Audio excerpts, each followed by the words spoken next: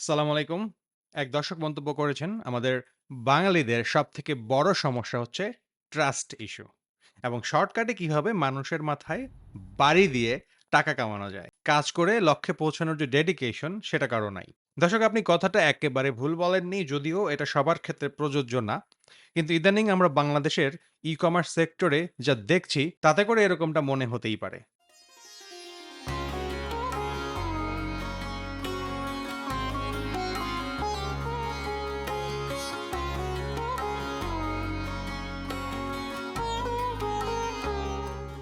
Trust issue এটা কিন্তু একটা বিশাল ফ্যাক্টর, যেকোনো বিজনেস শুরু করার জন্য বা রান করার জন্য। তো লাস্ট ভিডিওতে আমি বলেছিলাম যে আমি নিজে কোনো বিজনেস করি না, আমি বিজনেস তৈরি করি। আমি কেন বিজনেস করি না? দেখুন, বিজনেস করার মাইন্ডসেট যখন আপনার থাকবে, তখন অর্থ আপনার আছে এটা ধরে নিতে হবে।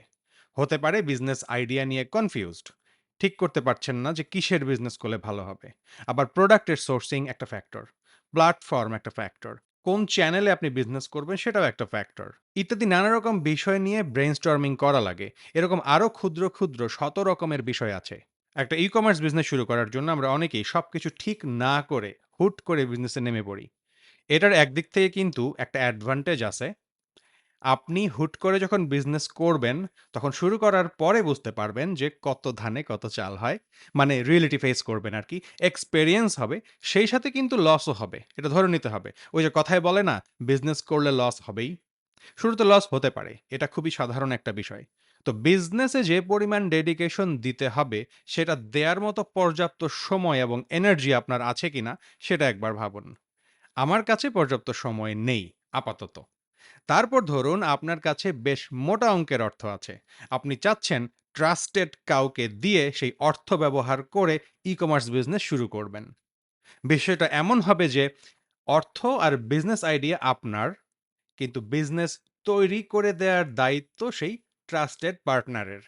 কিন্তু বিজনেস শুরু করার পর একের পর এক লসের মুখ দেখতে লাগলেন, অথবা এমনও হতে পারে যে আপনার ট্রাস্টেড পার্টনার সত্যিকার অর্থে ট্রাস্টেড না। আপনার অর্থের অধিকাংশ সে খেয়ে ফেলেছে। এই যে একটা রিস্ক, এই রিস্কটা সবচেয়ে বাজে একটা রিস্ক। ওই যে ১ম এ বলেছিলাম না, এক দর্শক মন্তব্য করেছেন, "ডেডিকেশন টুয়ার্ডস দ্য গোল এটার প্রচণ্ড অভাব। সবাই শর্টকাটে বড়লোক হতে চায়।" দর্শক, ঠিক এরকম কারণে আমিও অন্য কারো কাছে সবকিছু দিয়ে বলতে চাই না যে বিজনেস শুরু করো। সময় হলে নিজেরটা নিজেই করব। হতে পারে আমার ট্রাস্টেড পার্টনার থাকবে, কিন্তু তার কাছে অন্তত বিজনেস ইমপ্লিমেন্টেশন এর পুরো দায়িত্ব আমি দিব না। দর্শক, আমার বেশি না, মাত্র ৮ বছরের ইন্ডাস্ট্রি এক্সপেরিয়েন্স আছে। ১০ বছর এখনো হয়নি। তো এই কারণে বলতেছি যে বেশি না। তো এই এক্সপেরিয়েন্স থেকে আমি বলতে পারি যে আপনাদের বিজনেস প্ল্যানিং এর সময় অন্তত ২ টা প্ল্যান রাখবেন।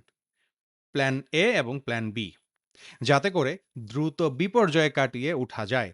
প্ল্যান বি কে আমি আবার মজা করে বলি doomsday planning, doomsday plan. Doomsday কে আপনারা নিশ্চয়ই জানেন। যখন কোনো কিছু নষ্ট হয়ে যাবে বা কোনো কিছুর অভাব তৈরি হবে ইত্যাদি সময়ে বিজনেস রানিং কিভাবে রাখা যায় সেটার প্ল্যানিং করতে হবে আপনাকে। এটা আমরা কতজন করেছি বিজনেসে? যারা ই-কমার্স বিজনেস শুরু করেছেন, শুরু করে লস খেয়েছেন অথবা বিজনেস বন্ধ করে দিতে হয়েছে, তারা বলতে পারেন কমেন্টে, এই ভিডিওর কমেন্টে, যে আপনাদের কি প্ল্যান বি ছিল কিনা? আচ্ছা, আরেকজন দর্শক মন্তব্য করেছেন এরকম, "From your experience, dropshipping model still works or all the successful e-com business you have created are branded product business?" আসলে উনি যেটা বলতে চেয়েছেন, আমার মতে কি ড্রপশিপিং আ মারা যাচ্ছে বা ড্রপশিপিং কি শেষ হয়ে যাচ্ছে? আর আমি যেসব বিজনেস তৈরি করেছি সেগুলো কি ব্র্যান্ডেড প্রোডাক্ট এর ছিল নাকি ড্রপশিপিং ছিল? খুবই ভালো প্রশ্ন করেছেন। ড্রপশিপিং এখনো ডেড হয়নি। আমি জানি যে অনলাইনে অনেক ভিডিও আছে এটা নিয়ে যেখানে বলেছে ড্রপশিপিং ইস ডেড। কিন্তু আসলে ড্রপশিপিং মডেলটা আমি যা দেখছি সেটা আরো স্ট্রং হচ্ছে দিন, দিন। আচ্ছা, ভিডিওর শেষে যেহেতু চলে আসছি, এখন একটা বিজনেস প্ল্যান বলি আপনাদেরকে। ধরুন আপনি একটা টি-শার্টের বিজনেস করবেন। তবে বিজনেসটা হবে এরকম, আপনাকে টি-শার্ট তৈরি করতে হবে। অর্থাৎ সেই ব্যবস্থা করতে হবে তৈরি করার। গার্মেন্টস এর সাথে চুক্তি করবেন প্রয়োজনে। আপনি একটা ওয়েবসাইট তৈরি করবেন যেখানে কাস্টমার আপনার কাছ থেকে অর্ডার করবে।